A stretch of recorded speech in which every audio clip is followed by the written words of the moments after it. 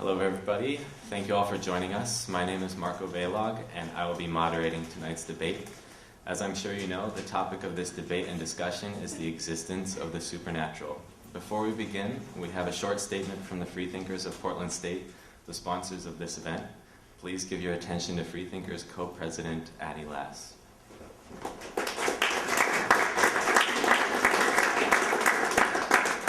think we established that this microphone works. Okay. Hello, everyone. Thank you for joining us tonight. Like he said, my name is Addie, and I am the co-president of the Freethinkers of Portland State University. The purpose of our student group is to promote critical thinking here on campus and to provide a secular voice for students here. If you'd like to know more about our group, I'm definitely available to answer questions after the event. The Freethinkers is comprised of a variety of non-believers, many of whom think that there is no such thing as supernatural. Some may see this as not being very open-minded and, well, not being a freethinker who thinks freely.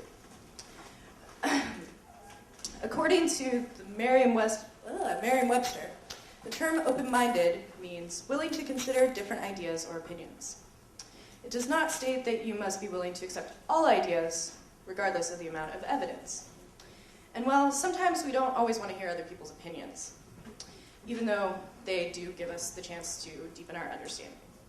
As freethinkers, we are willing to consider the possibility that the supernatural exists, as long as there is empirical evidence to support such a claim. However, at the present time, no empirical evidence has been presented to show the existence of anything supernatural. When someone claims something is supernatural, they're stating that they can't explain something.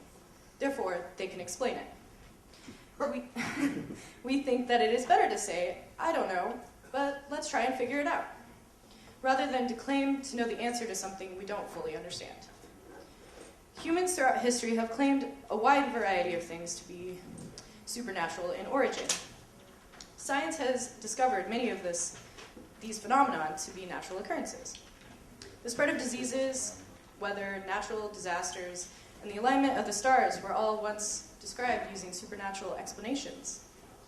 Experts, laypersons alike, now know that we can track the spread of diseases. Weather is the result of atmospheric changes, natural disasters have causes that are well understood, and the alignment of the stars are simply just patterns we once created for our own survival. Tonight, I hope that you take into consideration both sides of the argument and make your own conclusions based on the evidence. And again, thank you for attending the event, and I hope you enjoy.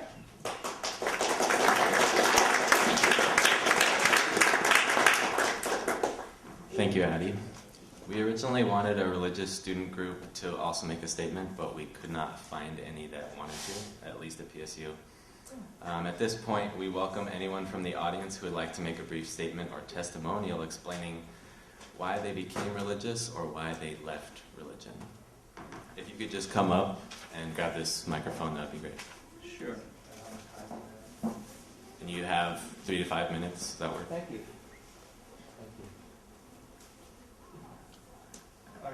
Can you step over here? Because I got the video camera. Anyway, where?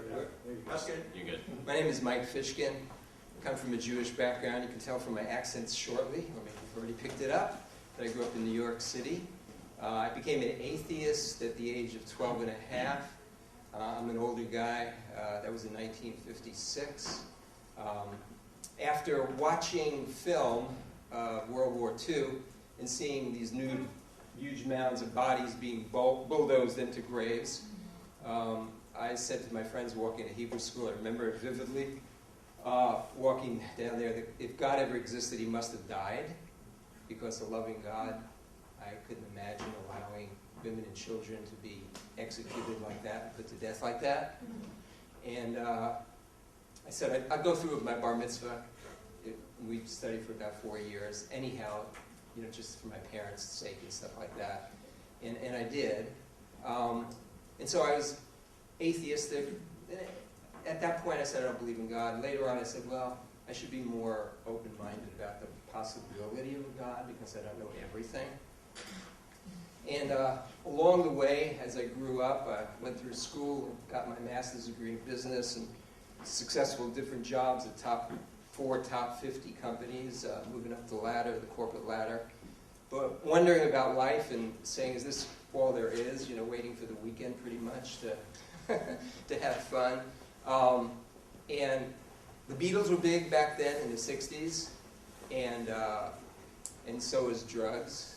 And to make a long story short, well, I got into checking out Eastern religion. I'm a reader. I read lots and lots of stuff. And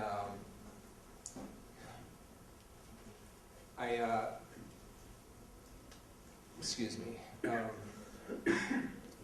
I'm used to speaking, but I'm not used to speaking in this kind of a setting.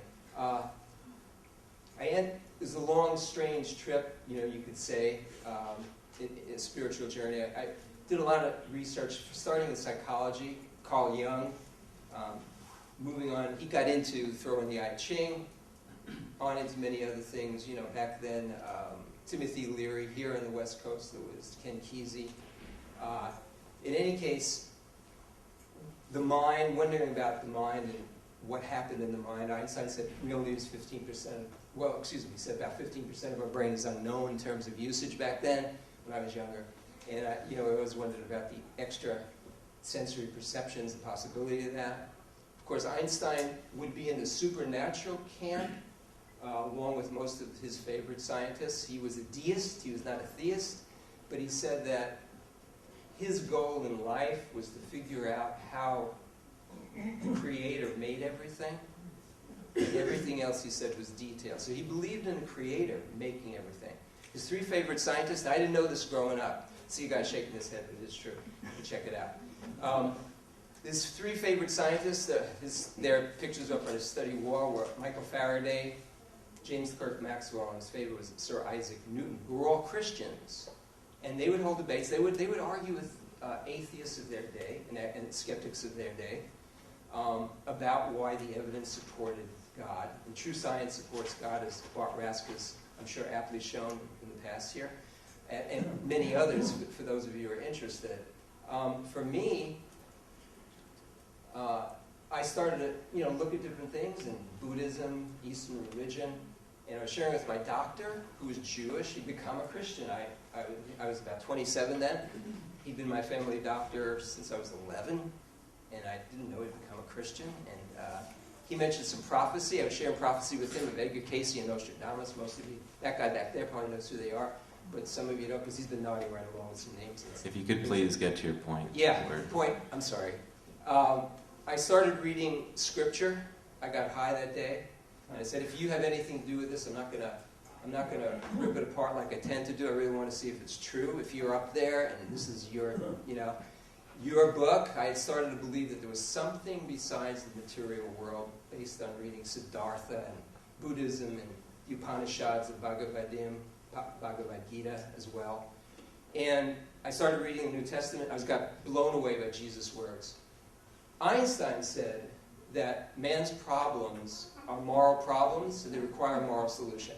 He said science and technology will never resolve moral problems. And he said there's two men who can answer all the moral problems. If we followed what they said, all moral problems would disappear. Moses was one, and Jesus was the other, he said. I think I know why he said that. But he said no one ever spoke as divinely as this man Jesus. When I started reading the New Testament, I got blown away. I started crying somewhere in Matthew. I knew a lot of the Old Testament, being Jewish, because I've been searching for a long time. I said I've read, Dostoevsky, Tolstoy. I'm a reader. I'm winding up here. Prophecies are what Einstein's 3.5. This is, where's that girl who was speaking there? Anyhow, Maddie. Empirical evidence. Well, for two things. First, we know Jesus existed because my fellow Jews wrote about him in the Talmud, said he was put to death because he was leading Israel astray with his sorcery. So they're testifying to his existence and testifying to his miracles that they call sorcery. Tacitus, the Roman historian, writing around 90-something AD, and Pliny the Younger. By the way, if you're really interested, all this stuff, you can find it at truthseekers.ws. Write it down if you're really interested.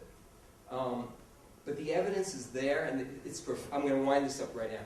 It's prophetic evidence. The historical evidence is right there, because they would have denied that he even existed, my fellow rabbis, fellow Jews, and as well as the Romans. But they had to say he was there. And so when you look at the prophecies, such as in Isaiah 53, it's in the Dead Sea Scrolls, it says, someone's going to come and die. He's going to die. Jesus said, I'm that guy. I'm here to die. He's going to be a new covenant, taking over the covenant, the old covenant that Moses gave. And he said, I'm that covenant. He's the first guy to figure that out. So he's such a genius. So as C.S. Lewis said, he's the Lord, liar, or lunatic to figure all that stuff out. And Excuse me, Mike. Yeah. You better And move on. he was willing to die. He said, I'm here to die. A guy's 27, 30 years old doesn't generally do that. Check out the prophecies. All these prophecies are given. Someone's going to come and die, be a new covenant. I'm wrapping it up right now. 30 seconds. He's going to be a new covenant. He's going to die. He's going to be raised from the dead. He had to convince people of that, and he had to fulfill stuff. He had to heal the blind, the lame, and the deaf, which is shown in Isaiah 35. He did all of that, convinced people so much that they were willing to die for what they had seen. They were interviewed by, I'm sure, by Pliny and Tacitus, the Roman historians. I said, thank you for giving me extra time, but I am long-winded, on TV sometimes. Thank Just you, be Mike. me. Thank you.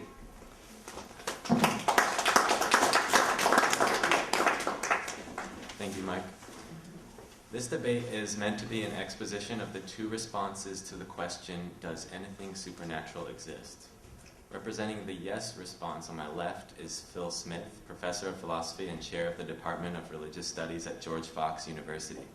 Phil Smith got his PhD in philosophy from the University of Oregon in 1991 and has been a full-time professor since 1992. He has several published works, including Being Home at the World, A New Christian Apologetic, and recently, Why Faith is a Virtue. On the side answering no is Bernie Dehler, a certified humanist minister with a master's degree in ministry. Bernie founded the Center for Philosophical Naturalism in order to promote a naturalistic worldview. We will now give each presenter 10 minutes to present their arguments, and then they will be given 10 minutes to respond to the others' arguments. They are free to ask each other questions during their responses. After that, we will begin our Q&A session. Yeah. 10 minutes for the initial presentation and then 10 for the response. I believe. Yeah, very short. Yeah. It is 10 minutes. It's 20 for both speakers. Sorry. Bernie Dehler will go first. Bernie, you have 10 minutes. Okay, we're sure this thing's on. Hello, everybody. Okay, good. Okay. So, does anything supernatural exist? My short answer is, I think there's a 0% chance of anything supernatural existing, but I'm also 100% open-minded and willing to logically consider any evidence. So I might be totally wrong, but I think 100% there's no chance of anything supernatural existing. But I'm totally open-minded. If you have some good evidence, let's talk about it. The core of my message today is showing some of the differences between scientific thinking and magical thinking. Look again at scientific thinking. I'm not saying science versus religion. I'm saying scientific thinking versus magical thinking. And magical thinking is a lot of religious thinking because a lot of religions go into the supernatural. Some religions might be atheistic, such as Buddhism. There's some certain strains of Buddhism, but most of them have some element of supernatural and magical thinking. So what does supernatural mean? It's a good thing to ask since we're asking the question. And it best means something beyond the natural. So for example, as far as we know, nobody can tell the future, but people claim to do that through magic and special powers. For example, using a crystal ball, tarot cards, which a Christian would probably say is, using the evil forces, satanic forces. Astrology, which means looking at the stars, and you can tell your future from looking at the stars and based on where you're born, when you're born. And even, reading tea leaves or coffee grounds, you can tell the future. And of course, somebody came up with the Bible. There's a Bible code. You can look into the Bible if you know how to, if you know the Bible code, and you can see maybe what's in store for you. Now, to bring it more specifically, too, what about ghosts? There's haunted houses everywhere in theme parks. I was in Disneyland a few weeks ago, and of course, there's a famous haunted mansion there. Universal Studios has a haunted museum. Oaks Park locally has a haunted house. But how many haunted houses are there that science is studying? There's zero. There's no scientific papers written on them, because when the scientists get out there and rigorously study these, there's nothing there to report on. So think about that. All over the world, there's not one scientifically studied house, haunted house, but yet everybody believes in ghosts and haunted houses, and every amusement park has them. So, just consider that. Why I'm wearing this t-shirt, part of it is kind of some levity, but also I want to, make the point that, nobody believes in this kind of ghost. But, the Bible, the King James Version, talks about the Holy Ghost. What people say the Holy Spirit, too. And, Christians believe Jesus is in heaven right now. See, for me, that's all imagination. Jesus exists only in your imagination. The Holy Ghost only exists in your imagination, just like this ghost. And that's the point I'm trying to make. I'm not making fun of the Holy Ghost. I'm just saying that's what I actually believe. Sometimes people think atheists really believe in God. They just don't want to serve Him. No, I don't believe He exists at all. And one thing that's interesting, too, is the Noah's Ark story. Christians don't talk about Noah's Ark because it's very divisive. For example, Vern here just put out a campus invitation here to learn about why the worldwide flood is true.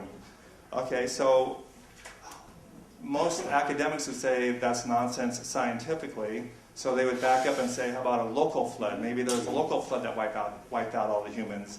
Well, that doesn't make sense, because why would humans be in a local area, and why would you say birds? Birds could easily fly away. Why would you say birds? So some Christians will accept all of modern science and say, well, the whole thing is a myth. And this is something I'd like to, Phil to address today. Can he come out and say that it's a myth? Because if he says it's a local flood or a global flood, it really shows there's some kind of scientific reasoning problem. Either he doesn't know the facts or he can't reason correctly. And if he says it's a myth, he's going to alienate most Christians. So I'd really like to have Phil answer later, how does he interpret the Noah's Ark? Is it global flood, local flood, or a myth? I'd really like to get that out of him today. William Lane Craig is a premier debater for Christians, and he tries to avoid the topic. Let's not even talk about that. It has nothing to do with the existence of God. And if I'm pushed in the corner, I believe in a local flood, he says. So that shows some nonsense on his point for going for the local flood, I believe. And by the way, the Bible says Noah lived to 950 years old. I think that's kind of an interesting thing, trying to reconcile that with modern knowledge. So one way to answer any question, I think, is through critical thinking. This is a textbook that they offer. A lot of colleges teach on critical thinking, and this will change your life. And it says how to think about weird things, because there's a lot of weird things out there, like Bigfoot, Loch Ness Monster, spontaneous human combustion, creationism. I mean, that's in here too. So they talk about how to look at different hypotheses and how to rank them and how to judge them. It's a really good book. So critical thinking involves both an attitude and a process. That's one of my major points. On the attitude part, there's intellectual honesty, intellectual courage. Intellectual honesty means facing the truth. Don't say like, oh, I have this belief, and anything that confirms it, I'm going to hold on to that and push that to other people, and if anything disconfirms it, I'm going to put that in a box and forget about it. There's people who literally do that. They write down their doubts. I heard this question about a Moran bishop. He writes his doubts in a little card, puts it in a box, and forgets about it. That's how he deals with it. That's not being intellectually honest. Intellectual courage means face your fear that you might be wrong. Don't defend your faith at any cost. Be willing to change, whether you're an atheist or a Christian. Just, seek the truth is the biggest thing. Now, critical thinking involves a lot of different things, like learning about deductive logic, inductive logic, and all that. But one thing that's easy to learn and kind of fun to learn and can really help you a lot is called logical fallacies. And these are things that make logic go off the rails, basically. And people have these logical fallacies, and so they draw wrong conclusions. So as a background, this is before we even get into logical fallacies. One thing that's really interesting to know is called the burden of proof. That means when you propose a hypothesis, such as there's a God and he wants you to receive him into your heart or something, you should ask for evidence for that. And if they say, well, can you disprove me? You say, it's not my job to disprove you. If you're going to come with a claim, you need to have evidence for that. especially if you're going to demand things from me, like change my entire life because of this belief system, give me some evidence. Extraordinary claims require extraordinary evidence. The more you ask of somebody, the more evidence you have to give. And then there's the null hypothesis, which means the starting point. So the starting point is we all agree there's a natural world. If you want to go beyond that and say there's also a supernatural world, you need to bring some evidence to show that. It's kind of like if you say, I have a pill that will cure cancer. Well, the null hypothesis is that pill does not work. And so you have to prove with double-blind tests that you have more effectiveness than a placebo. And that's how you beat the null hypothesis, for example. So it's the same thing with any argument. Whoops. So here's some of the top 5 arguments that I see in God debates. This is the biggest one by far, is the appeal to emotion. William Lane Craig, for example, says, I know God exists because I feel him in my heart. That's the internal witness. And then my proofs for God are just an external, I'm trying to prove to you externally, and if I fail, I'm sorry, but I know God exists. Not because of those external proofs, but because of my heart. So the point is, emotions, you can't determine truth by emotions. Ask anybody who was cheated on or swindled or fooled or anything. You just cannot determine truth by your emotions. It's a failed epistemology. Epistemology is a way of gaining knowledge. And, Mormons will say, too, hey, pray about the Book of Mormon, and if it's true, God will, ask God to send you a feeling. Well, I did that when I was a Christian. I was debating Mormons, and I got the feeling. So I was a Mormon for about 5 seconds, because my brain came on and said, wait a minute, you can't believe this with what you know. So, this might be a typical trick. Another one is the argument for ignorance. Where did everything come from? Big Bang. Where did the Big Bang come from? Where did the laws of nature come from? I don't know. Well, if you don't know, that's evidence for God. No, it's not. We don't know. That's not evidence for God. How did life come from non-life? I don't know. That's evidence for God. No, it's not. It's not evidence for God. The cumulative case for God is like, well, okay, maybe if you say we don't know who created the universe, and we don't know how life came from non-life, but when you put all these together, now you have a cumulative case and it makes it more likely. No, it doesn't. They're all individually no good. Put 100 of them together, they're still no good. I know Phil likes the cumulative case for God, so this is going to be one of our discussion points, probably. The ontological argument for God is the best at everything, so he's got to be all-knowing, for example. But if he's all-knowing, he'd be bored to death because he can't even create anything. He already knows how everything's going to be. It'd be torture if you knew everything. You can't even investigate anything because you already know it. So, just to summarize, that I'd like you to make a commitment to seek the truth, regardless of where it leads, because nobody can put you down for following the truth. And it may cost you something, it may cost you personal relationships, but I'll leave it with that. Thank you.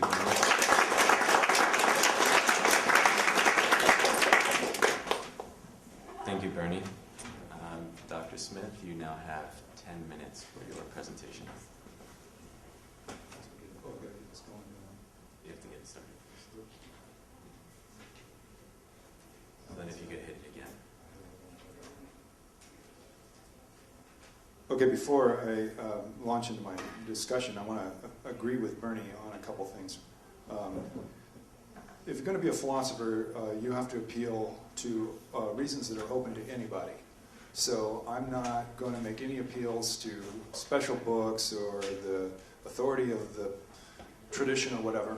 And to make this point more emphatic, my friend and colleague, Mark McLeod Harrison, with whom I wrote Being at Home in the World, which is an apologetics book, he likes to get students' attention because he knows they come from nice conservative Christian churches. And he says, look, if Christianity isn't true, Jesus doesn't want you to believe it.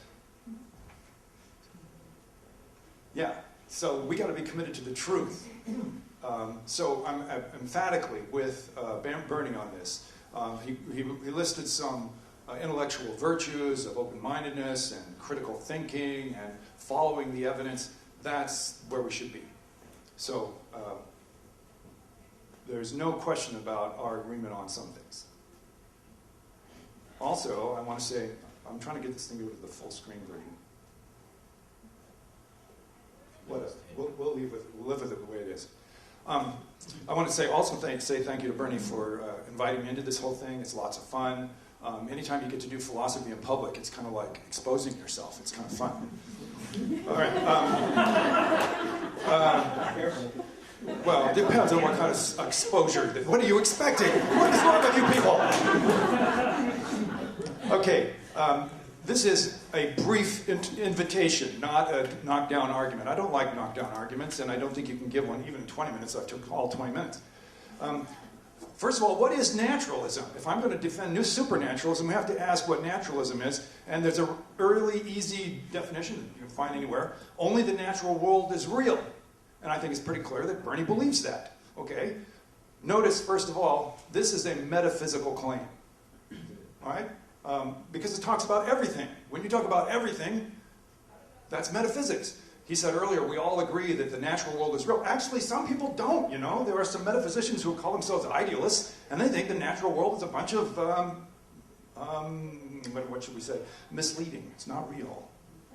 I'm not an idealist, but we shouldn't just write them out of the question. Can't we be a little more precise? I mean, to say that naturalism says that everything that exists is natural, we need something more. I mean, fill in the details. And so we could say naturalists believe in comets and quarks and, dinosaurs. Well, that's just giving us examples. Then they will say, well, we don't believe in God or spirits or miracles or reincarnation or answered prayer. Okay, but the problem with that is it's a negative definition. You always learn in your introductory logic class you have to give a positive definition if you possibly can. And the key thing here is, what is nature? Especially since, there are so many... We used to have a nice, clear definition of nature. Nature is matter. Yeah, but then we learned about, energy and matter and gravity waves, and it gets a lot more complicated. So what is this nature? Here's a nice example of the problem that I'm kind of hinting at here. In the very recent, very popular remake of the Cosmos series, which is just great television, by the way, you ought to be watching it, we start off with Carl Sagan. The cosmos is all that is or was or ever will be. Metaphysics, folks. And then the rest of the program just kind of like jerk you back and forth here. We do science the rest of the time. As if studying science proves a metaphysical claim. That's just a category mistake. That's just a simple category mistake. What is nature? There's a suspicion when you listen to Bernie or you listen to the Cosmos series that people are confusing physics with metaphysics. That's just a category mistake. And so let's turn it a little, let's push a little bit. Does science deliver all knowledge? Are there any non-natural truths? A non-natural truth would be something proven true or false, but not revealed by science. History of philosophy gives us many possible examples. Plato believed in the forms. True equality. In the Phaedo, we read, we measure this thing versus this thing. They seem to be equal. Are they really truly equal? No, they're not. Have we ever seen anything that's perfectly equal? No, we haven't. Where did we get this idea of perfect equality, says Plato. Socrates, actually. Well, it's a form. It doesn't exist in this world. Perfect triangles. And of course, the real forms that we're mostly interested in are not things like mathematical forms, but truth and beauty and justice and so forth. So Plato believed in non-natural truths. Marx, of all things, in the 19th century, introduced another non-natural truth, the idea of species being. After the revolution, when we get rid of the oppression of the workers, true humanity will emerge. True humanity does exist. Marx believed it. Now, you don't have to believe in all of these. In fact, I don't believe in many of these so-called non-natural truths, but to not believe in them, you don't turn to a biologist or a physicist, you turn to good philosophy. More possible non-natural truths. Metaphysical doctrines like idealism. I mean, Bernie just stated a while ago we all believe in nature. Well, that's just false. The idealists don't believe in nature. So, I mean, we've got to be a little more fair. I'm not an idealist, but we've got to be careful and fair to these people. Dualism, everything that exists is both mental and physical, naturalism, and we're still trying to figure out just what it is that the naturalists believe. Do they believe in gravity waves? Yes, they do. But you can't weigh them or measure them. Well, we can't try to measure. What about this one? Here's a different one. What about mathematical truths?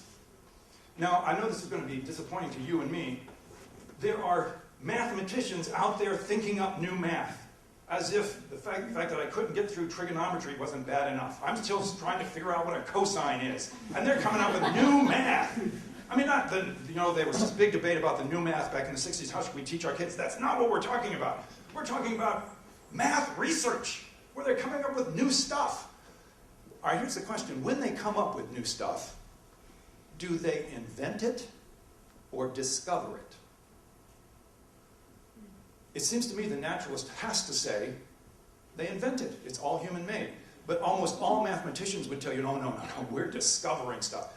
When Newton and Leibniz simultaneously, as far as we can tell historically speaking, came up with, discovered, whatever, they came up with calculus at the same time. And then they argued with each other who did it first, but they both said, we discovered it first. It was there before we got there. The truths of math. And of course, then there are moral truths, like stealing is wrong. I use that as an example because it's a famous example used by A.J. Ayer in the 1930s, because A.J. Ayer was presenting a position very much, I believe, very much like the natural implications of Bernie's position. Bernie ought to love A.J. Ayer. A.J. Ayer says stealing is wrong is neither true nor false, because if it were true or false, it would be a non-natural truth. And there are no non-natural truths, so stealing is wrong is quite literally meaningless.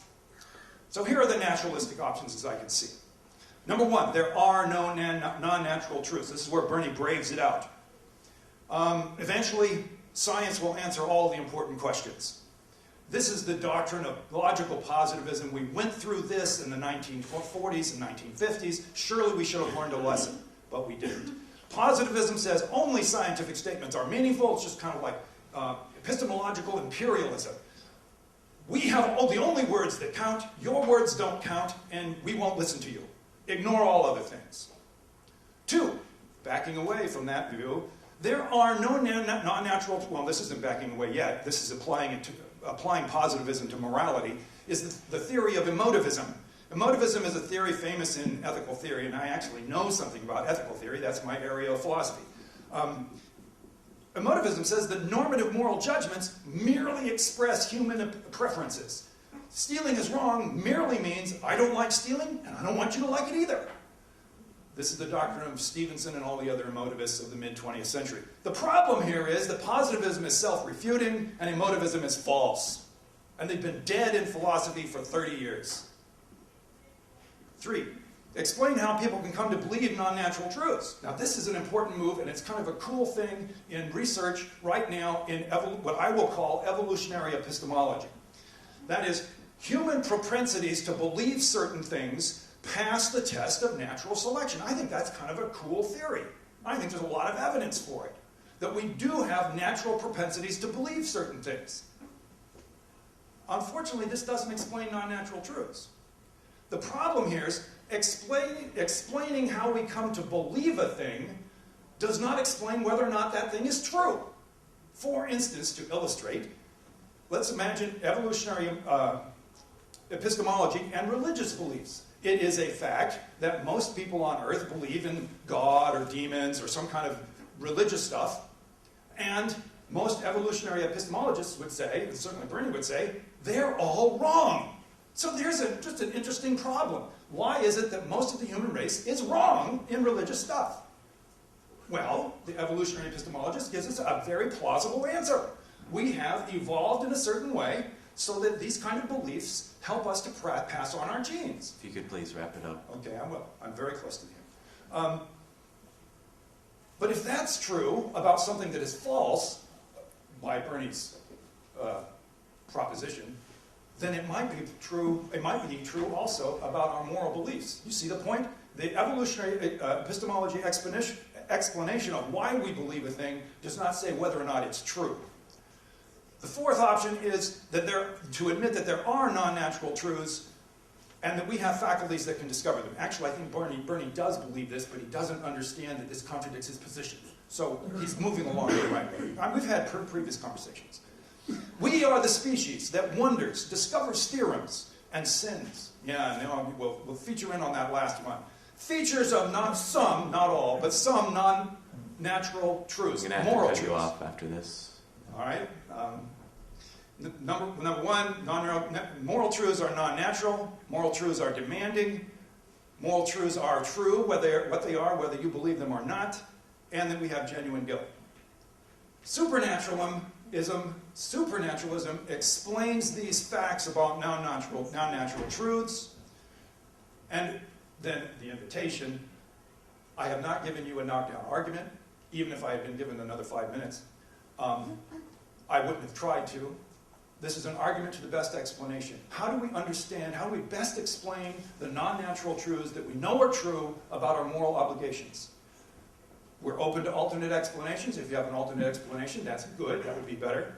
And of course, it's a holistic matter. You have to judge not just this one argument, many other arguments, both pro and against God. Bernie would insist, and I agree with him. Okay.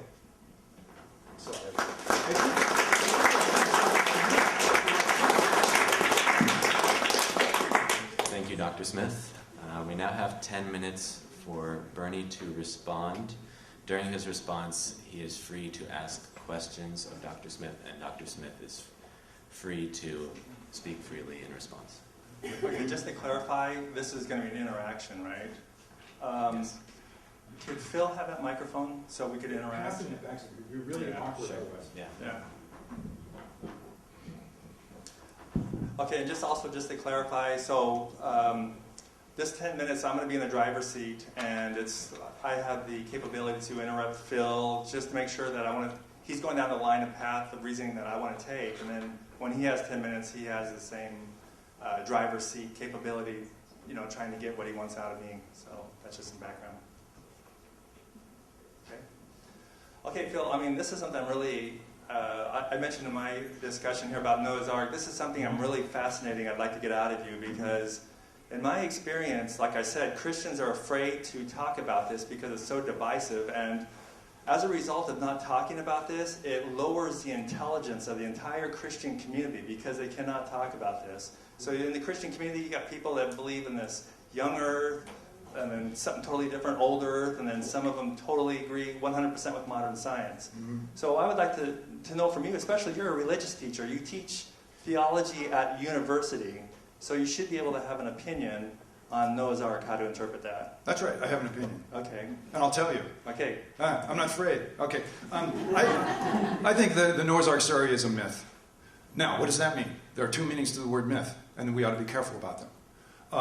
One is that it's a very large story that organizes people's belief. It's clearly a myth in that sense. Our students have to come to George Fox and they say, oh, the Bible is full of myths. Oh, no, that's terrible. Phil, okay.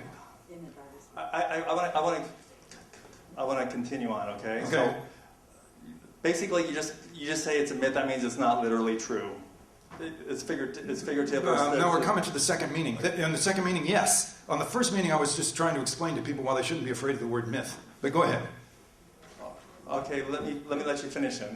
Let's be clear about what a myth is. Go ahead. Can you just be real brief, though, because I want to ask you follow on. Right. So there are... A myth is a large story that organizes people's things. So the Marxist belief in a species being is part of a myth. Right. And there is the myth of autonomous reason that I attack in some of my books. So that's the one meaning of the word myth. Now, in terms of literal history, this is a typical meaning of the word myth, in which case something is believed, widely believed, and it didn't happen. We have a friend here who thinks it's very important that we all believe that the myth was a literal, historical thing. I don't. Mm-hmm. Okay, now, what do you think about, do you think most Christians in the church, when you look at whatever you consider to be real Christians, do you think most Christians would agree with you? In the pew. Probably not. Now, how do you explain that? People make mistakes. Either I'm making a mistake or they're making a mistake. Exactly. You know what I think it is? I think the academics know the truth, and they are afraid to tell the people, and the pastors are ignorant, and they can't tell the people. And so I think there's some of that so too. the People, academics there's are some afraid there's to some say it. freedom, there's some fear. I suspect there's people in the admissions office at George Fox says, "Oh man, don't go out in public and say that because it makes it harder to recruit students." But we're recruiting students like gangbusters, so I don't care. Okay. Okay. Now, why do you think it's a myth? Why do you think why do you think there was not a global or a local flood? Can you give like one reason just for each? Actually, I believe there's all kinds of local floods. What do you mean a local flood? A local flood that the killed local off flood- everybody? The That I know. local flood idea, like reasons to believe, old Earth group, they think all the humans were in one area, so there was a local flood that killed all the humans in Okay, that okay. area, and they're Then I certainly don't believe in that kind of local flood because human beings were spread across the face of the earth for a long time ago, and so any floods that we've had, and we've had lots of local floods, Okay, have that's a only reason. killed off certain people. Okay, that's a good reason. And why not a worldwide flood? I don't think there's enough water. But I don't know enough about geology. I mean, I read the geologists. That's why. Okay, so what do you think about the academic ability of somebody? What do you think about their reasoning process when they say, "I'm a Christian, I believe there's a worldwide flood"? Mm-hmm. Do you think that person should be corrected and educated? I think we should openly debate it, like what we're doing now. Do you think it's a valid debate to have? Or is it obvious?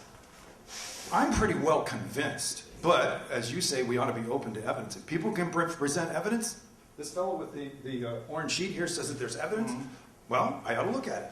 Okay, but see, as an atheist, I would be upset with atheists who are trying to make some kind of major point that's way off target. Okay, and it seems like as Christians, here's Christians saying there's a worldwide flood, which is, it's kind of very scientifically, I would say, naive and ignorant. And it seems like the Christians in academia are like, they just keep their mouth shut. They don't want to confront it. They don't want to, because they don't want to make waves or something. Okay, so... Do you agree with that? I'm trying to figure out what's the educational problem here in Christianity. This is scientific thinking. This is what I'm saying. This is the importance of scientific thinking. How could Christians learn critical thinking when in the church they're steeped in things like this? So your question is, why should I not make it my business to change people's beliefs about this? Yeah, especially when most Christians have the wrong idea, what you just said earlier. Because I've got a lot more important things to do. But you're a teacher. That's your job, is to teach people. I'm not teaching science. I'm teaching good philosophy.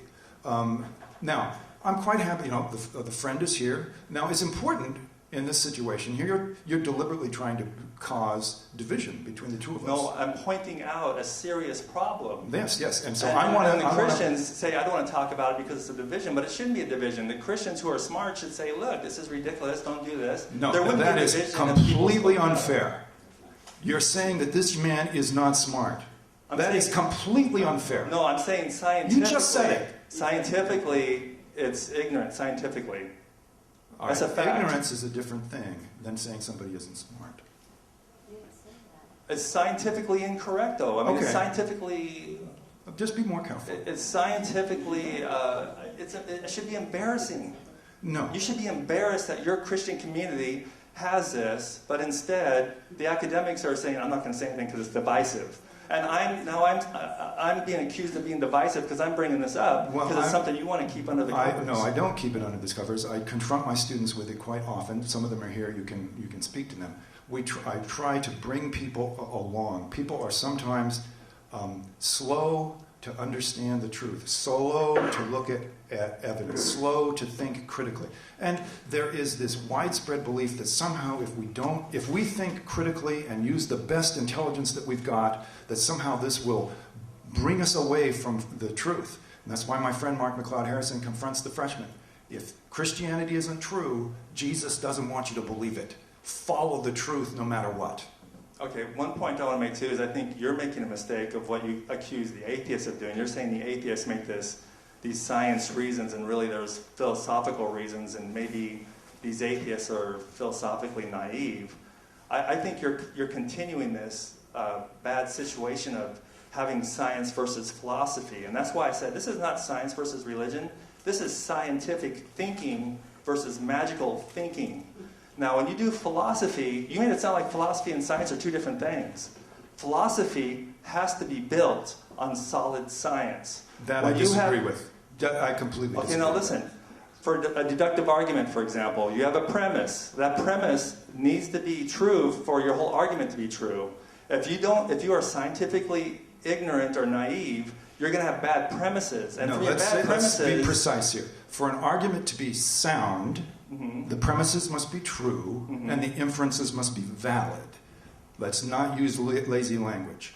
okay, the point is, if your premise is scientifically wrong, unsound, your conclusion is going to be wrong. Right. If the premise of an argument is not true, then even though the conclusion is validly deduced, it isn't necessarily Right. true. And so, for example, the worldwide flood, they have logic for what it is, but it's based on premises that are faulty science. So science and philosophy are deeply tied together. That I very, would agree very with. deeply. That I You would made it- agree with. No, you made it sound like there's some kind of science versus philosophy problem here, and I'm trying to say they're integrated. And you made it sound like you can get truths from philosophy that you can't get from science. Exactly, yeah. My main point, though, is that philosophy depends on science, and even It reasoning... uses science, but it doesn't depend on science in every case. Most For of- instance, most of it does. Oh, all right. And like the logical fallacies, for example, they show how they go astray. I mean, for example, the appeal to ignorance. Ad ignorantium, we say. Yeah, appeal to ignorance. I mean, that's faulty logic based on... No, it's a common fallacy. It's been recognized for centuries, sure. So anyway, my point is that I think most philosophy is built on science and scientific reasoning. I'm not saying it's science versus philosophy. I'm saying good philosophy depends on good science. Okay. And that's why there's a lot of bad philosophy, because of bad science. So, and you made it sound like you can get some truths through philosophy as if you can get it through philosophy without science. But I think science or scientific reasoning, scientific thinking, I'm expanding it to scientific thinking, impacts all of philosophy. There is no philosophy versus scientific thinking. Philosophy is scientific thinking. Scientific thinking requires philosophy. Philosophy is scientific thinking. That's a direct quote. Are you going to stand by that? Scientific thinking involves philosophy. They're not two different things. They're not two different things. I'm trying to say they're not two isolated things. They're not- They're intertwined. Ah, very good. Now I can agree with you. Okay, but you made it sound like there's things you can get from philosophy that you can never get from science. Exactly, that's true. As if science has nothing to do with philosophy. No. Okay, good. We agreed that science is instrumental in philosophy. I'm glad we Sometimes. can agree with that. Sometimes. I can't think of a case. Okay, like I said, I'm going beyond science. I'm saying scientific thinking, which entails good philosophy. So, okay, that's it. Okay, so now they will switch roles, and Dr. Smith will be in the driver's seat. Okay, just a minor point. On your list of logical fallacies, you include ad ignorantium, which is a classical fallacy, but you also include appeal to emotion. Usually we call it ad misericordium, the appeal to pity, but I suppose there might be other appeals to emotion, so that also I'll accept as a fallacy. But it's simply not the case that the cumulative case arguments are a fallacy. There are lots of cumulative case arguments that are perfectly good logic. Now, the main point for you is you honor science. You want to honor scientific thinking, which you want to confuse with good philosophy, and then you back away from it, and then you do it again, and then you back away from it. So when it comes to non-natural truths, are there any? Now, I was forced to go too fast. I'll go, if you want, I'll go back through the 4 options that you have. Well, what you're trying to do, I think, is make the conversation really abstract, and you want to go into morals, which is... Well, exactly. That's philosophers do that all the time. That's our bread and butter. But I think the more interesting thing about supernatural things is the real bread and butter things, like ghosts. Do ghosts exist? I mean, most people probably think ghosts exist, and it's like, Well, let's talk about reading the future and the real things instead of let's trying to talk say, like, about whether... Now I'm in charge now. Okay. So I don't think people give a rip about ghosts, but I think people do care about whether or not they should treat their neighbors decently. And is that a duty that you have whether you like it or not? It's true. is it a duty?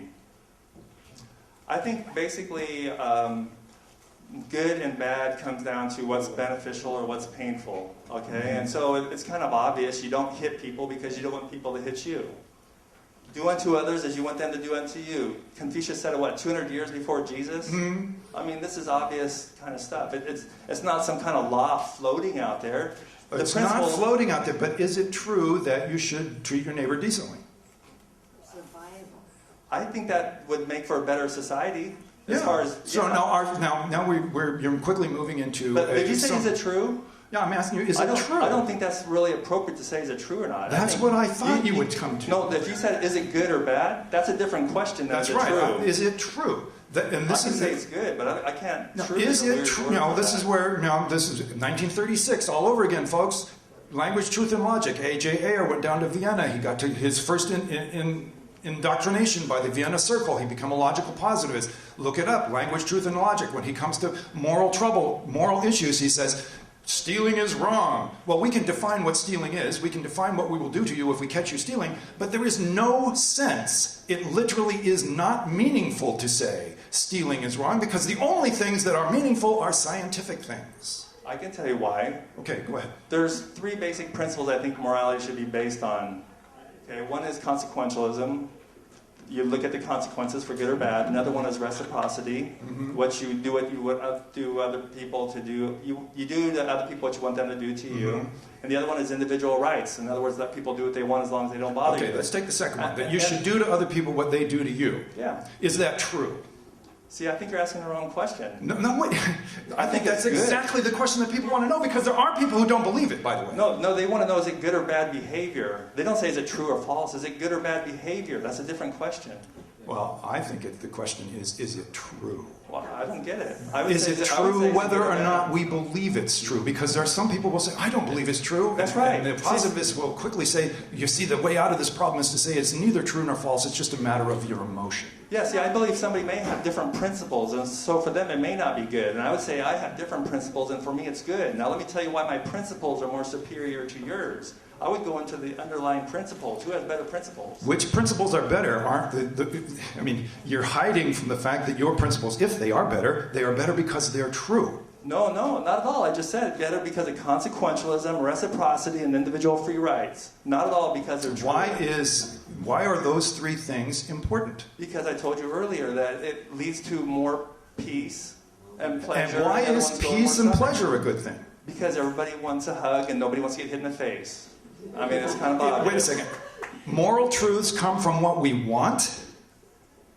For a peaceful society, yeah. Everybody wants to live in peace. Now, this comes back to the very Most good, people. the hypothesis of evolutionary epistemology. We have evolved in certain ways to believe certain things because it's good for passing on our genes. That's not my argument, though. No, but it's a pretty good theory. I mean, because it's the way the evolutionary epistemologists explain how it is that we have propensities to believe certain things. So you're arguing with somebody else at that point, then. That's not me. Okay, so that's one of the four options, and I keep seeing you wavering between the first three, and you can't seem to settle down and say, this is what I believe. I just Can I told put you my I thing got- back up and run through them for him? No, I just said there's three basic principles. About And you how to have refuse a to good tell me whether or not they are true. I said it's not applicable question. So then they are not true. There's a not applicable question. We're back to positivism. These things are neither true nor false. They can't be true or false. I'm saying it's like if you ask me what color are they, I'd say it doesn't make sense to ask what color it is. It doesn't make sense to ask if it's true. I think you should ask is it good or bad, and then you look at principles to see what you define good or I bad. would love to put up the three questions. Okay. Come on, get this going. Come on. Let's back up.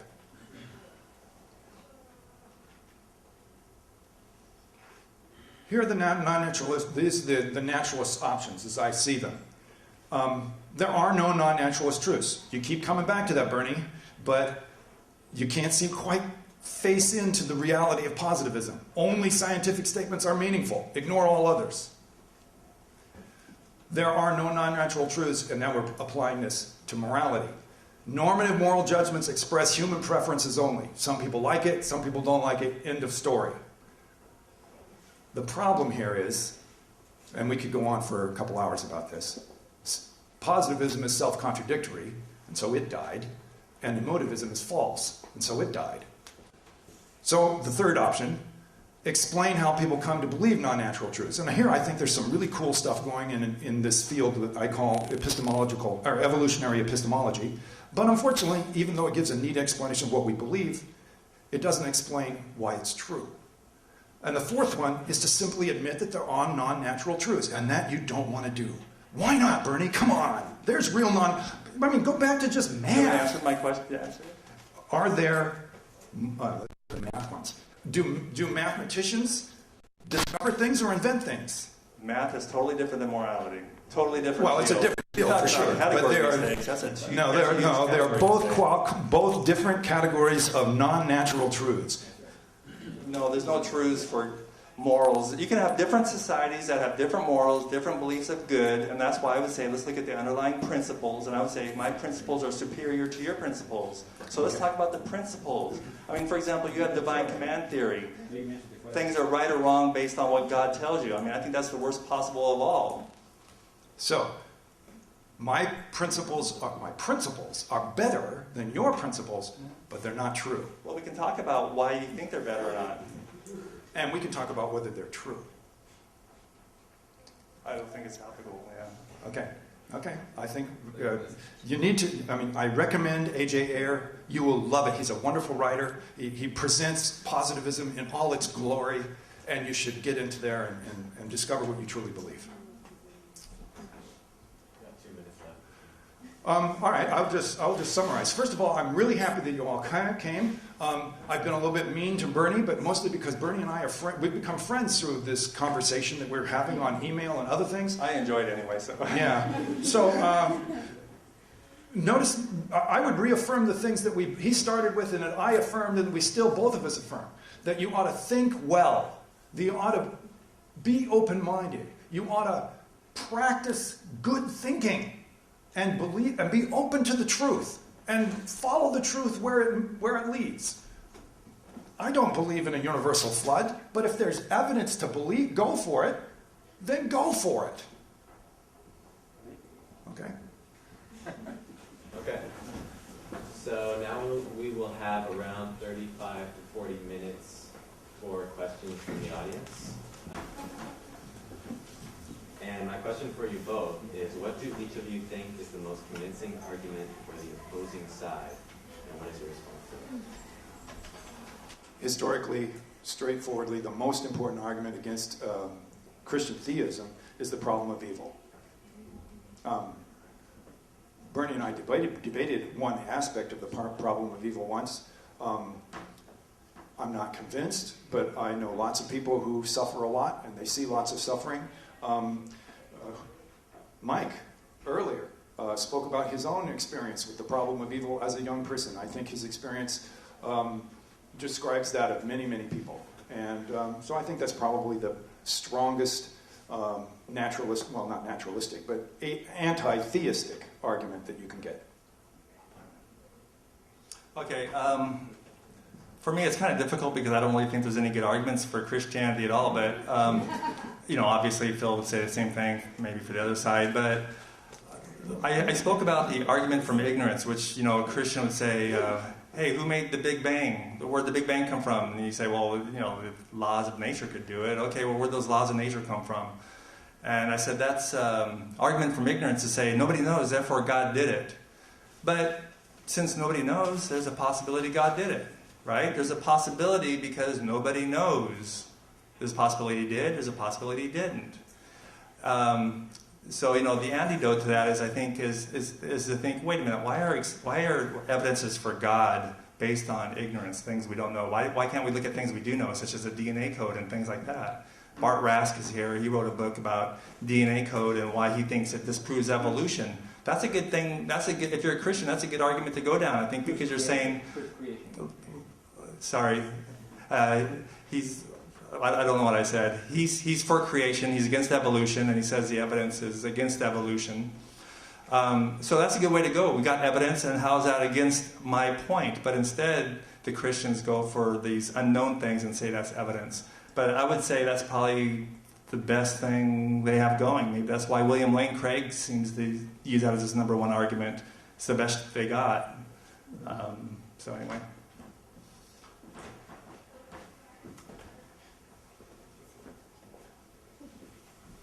Okay. Well, I guess first of all, I want everyone here to know and understand that the questions that Bernie is asking, many of the questions that Bernie is asking are exactly proper questions. You're right. And so people who are doing critical thinking should be seeking the answers to the questions that Bernie has asked. Honestly, I'm very disappointed in the professor. He's defending something, but I don't know what it is. It's not a part of my faith. I think I have a faith that's reasonable, and based on many things. But just for the two of you both, please, for seekers of truth, there are two things that are commonly recognized, I think, among thinking people in Sir, academia, can you science, please or get to whatever your it may be. question? And the two This things. is a Q&A. Can you please get to your question? I'm doing that right now. Thank you. There are two things that are used to establish truth. One is causality, and one would be truth tests. Bernie, I didn't hear you say anything about causality. I felt like you were running from it. I didn't hear any truth tests. Professor, I didn't hear anything about causality. I didn't hear anything about truth tests. These are the things that you really should be looking for. I think you guys are kind of up. I'd like to hear what you say about what truth tests do you have, and what do you deal? How do you deal with causality for both of you? Because I think those are key things that we understand. If you're going to look for truth, these are things you look for. For both of you, I'm asking the question of both of you. By causality, do you mean like what caused the Big Bang, or what? Is that what you mean? Sequential causality. Is that what you're getting at? Is that what you mean by that? It's a general principle you apply it all across the board. For example, Hawking has recently said, "Oh, well, God is not necessary because now we understand how, from the math, the physical laws, we understand how the stars cooked and everything else." Mm-hmm. But for a thinking guy, he should be able to say, "Wait a minute, what's the cause for the existence of physical laws?" So causality applies to everything. Where did the physical laws come from even before the Big Bang? Causality, you have to deal with it in every area, not just a flood, okay? Yeah, and my answer was, which I said I think a couple times, is that this is something we don't know, and that's why it's called the argument from ignorance, is where you try to say nobody knows, therefore God. Nobody knows the Big Bang. What's birthed it? Are there multiverse or not? Nobody knows this stuff, and so this is not evidence for God if you don't know. And God is not an answer. God is a mystery. So say, "Oh, God did it." That's the same thing as saying magic did it or whatever. I mean, it's not really even an answer. It's just And truth tests, both causality and truth tests. Both. Who's the next question? well, we'll give Bill a chance, I think. Actually, there's a lot of philosophical work on causality. I'm not an expert in it. Basically, we believe that everything that is, it's always right to ask what caused it. However, in classical Christian theism, we say that God is the only self-causing thing, and that drives people like Bernie and atheists or agnostics crazy. That God would be in a different metaphysical category than everything that exists. But we shrug our shoulders and say, well, we've said that from the beginning. God created everything. God is not the created thing. He's the creator, or however you describe God. So God is the uncaused cause. Now that's Aristotle, but Christians like Aquinas picked up on it and used it. I don't see any reason not to. The truth tests. Oh, tests for truth? Bernie ran through some. There's all kinds of tests for truth. Logical consistency, good evidence, the lack of counter-evidence, lack of self-refutation. This is the problem that he keeps slipping into by his move into positivism. So there are all kinds of truth tests that we use in different ways. Next question. For Bernie. Bernie and I have debated several times. My name is Bart Rask. I'm an orthopedic surgeon, sports medicine specialist, degree in microbiology, reviewer for a medical journal. So I have training in differentiating science from pseudoscience. And my question for Bernie is, would you acknowledge that the belief in evolution is also a belief in the supernatural? And I'll explain. I believe I know you know it, but in light of the data, my belief is that naturalists also believe in the supernatural. They just don't realize it.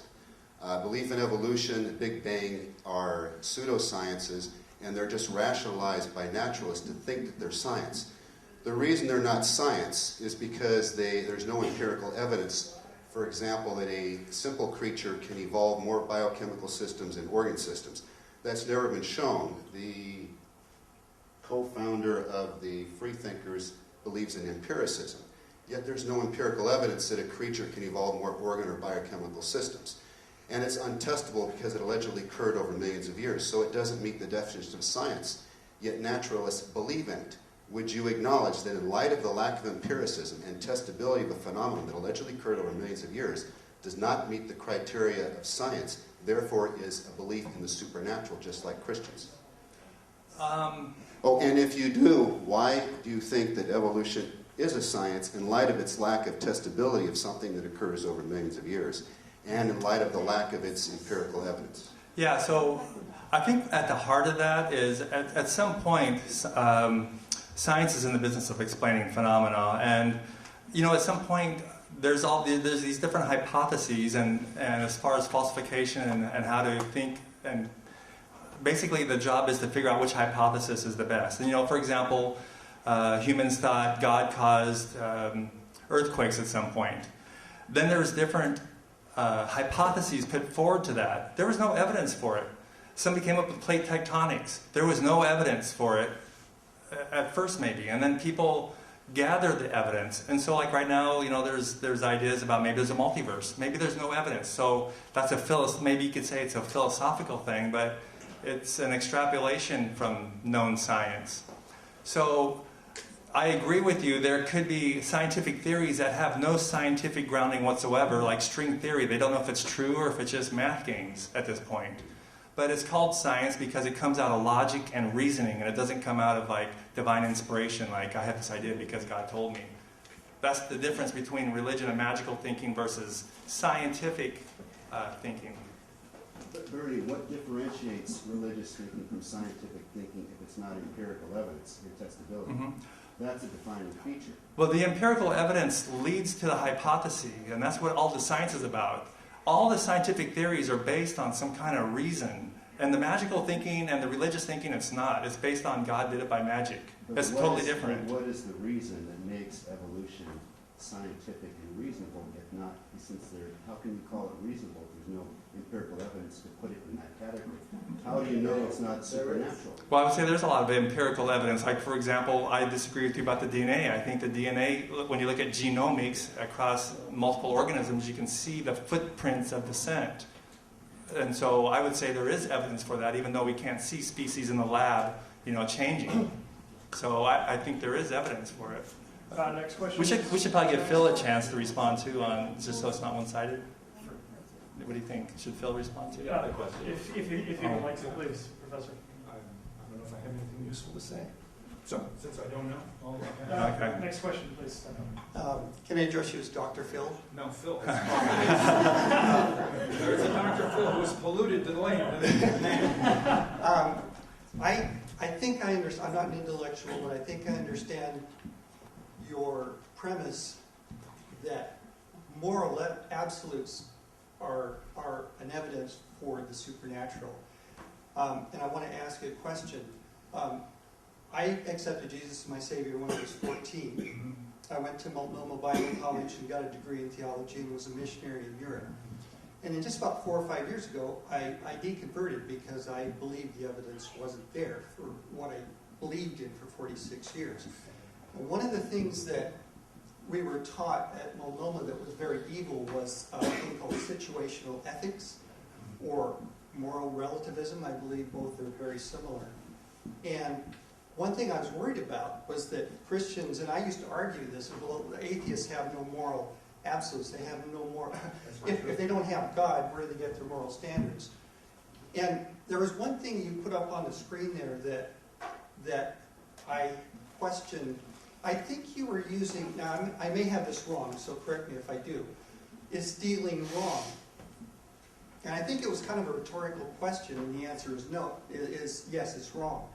But, I mean, if there's somebody here with a gun about to murder somebody and you steal their gun, that would make that thing actually probably stealing the right thing to do. And, you can say the same thing about lying. And sir, can you please get your question? So the question is, do you agree that we can have that I can be a moral person without having a God or a sacred scriptures to create that sort of moral absolute for me? That's a really helpful question. Thank you.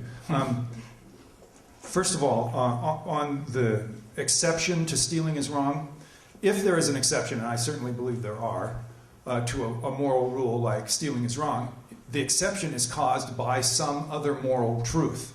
That in this particular case, the general rule of don't steal is overridden by a more important moral truth. In either case, you still have a moral truth.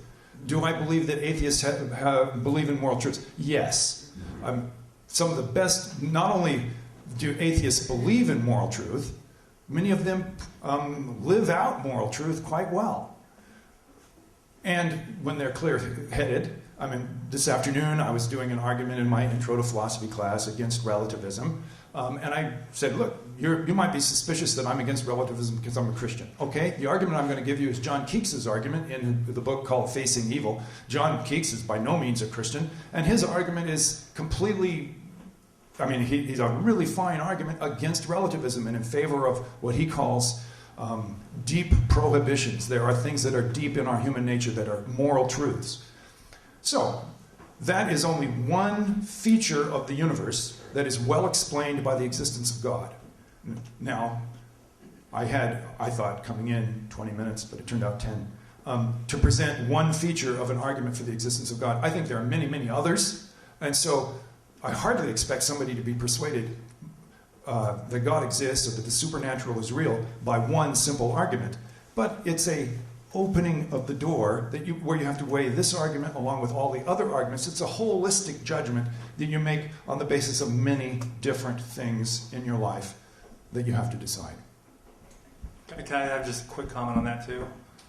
Yeah, really quick. I just wanted to say too, like Wes, I was a born-again evangelical Christian for 25 years, and so I know what it feels like to be led by God or think you're led by God. And one thing that bugged me too is like, you think about Hitler, and if they came to your house and said, do you have any Jews there? It's like, okay, well, I'd probably lie, but then I'd have to ask for forgiveness for lying. But it's like, you don't have to ask for forgiveness for lying. It's the right thing to do to lie in that case. But for Phil, it's a problem because lying is a moral truth and it's wrong. It's, you shouldn't have to feel guilty about something like that. It's just... Bernie, did you hear what I said? I think you're misunderstanding. Next question, please. Hi, this question is for Phil. Hi. Okay, great. I mostly had a question about the non-natural truths that you were talking about. So when I think of that, I tend to think of like Plato's forms and other things like that as more ideas in our minds. And since we are really good at seeking out patterns, I think that's part of the discovery of mathematics, or are we discovering it or are we creating it? But since we are so good at noticing patterns and seeing different things, how is non-natural truths any different than ideas in our minds, which are natural because they're part of us, and we're natural? That's a helpful question. It helps make the point that I was making crystal clear. If the things that we make up in our minds are just that, then they are natural truths. You don't have to believe in non-natural truths. So mathematics is just made up. But that comes with this connotation that something made up in your mind is somehow just like not true, or it's less than other things. And it's not. Maybe it's a beautiful part of who we are. Maybe it's why humanity has been so good at being able to do so many wonderful things and so many evil things at the same time. It doesn't lessen the beauty of it. Right. As I say, the argument for non-natural truths, and in the particular ones, the moral truths that I think we can all observe, are well explained by the existence of God. You are trying to see, and I said it even at that time, I'm open, and we ought to be open to possible other explanations. I would observe, this is just a fact, that virtually all mathematicians would say we're discovering truths and not inventing them. Bernie, would you like to comment? Yeah, I would. I mean, this is mind-boggling that moral values depend on God, because some of the most gross immoral laws are in the Bible, like in the Old Testament, about killing a woman if she's thought to be not a virgin on her wedding night. I mean, these things are gross. And this comes from a God? God said this? I mean, this is insane. Can we go to the next question? Yes. Hi.